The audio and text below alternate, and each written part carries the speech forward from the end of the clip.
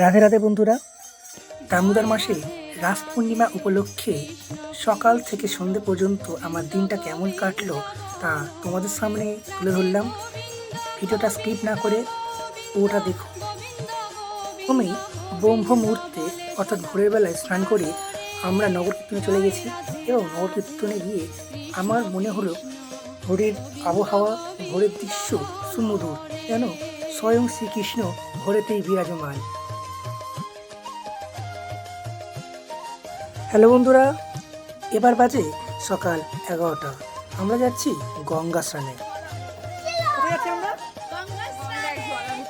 গঙ্গায় জল আনতে যাচ্ছি। চলো স্নান করতে যাচ্ছি। তোমরা যদি জেনে থাকো এই জায়গাটা কোথায় আর কে কে গেছো আর এখানে কে কে থাকো, অবশ্যই কমেন্টে বলো। ঘরে এসে একটু ভিডিও করে নিলাম। আজ বাবুঘাটে দেব পিতা বলে গঙ্গা আরতি আছে। চলো যেমনি প্ল্যান সেমনি যাওয়া। ফের আমরা চলে বেরিয়ে বললাম গঙ্গা আরতি দেখার জন্য বাবুঘাটে। তখন ঘড়িতে বাজে ঠিক 6টা।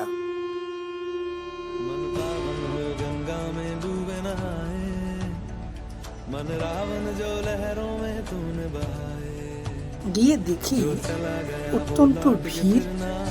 সবাই দেব দীপাবলি গঙ্গা আরতি দেখার জন্য দূর দূরান্ত থেকে এসেছে।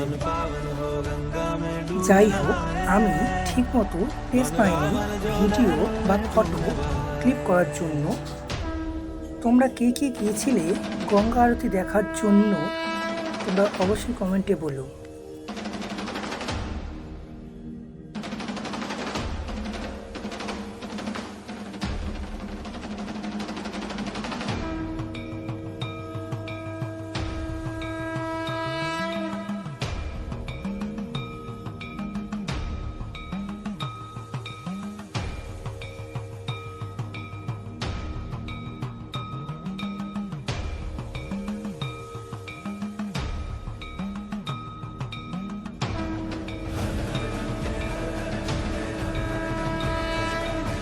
তোমরা অলরেডি দেখতে পাচ্ছ কতটা ভিড় হয়েছে গঙ্গা আরতি দেখার জন্য।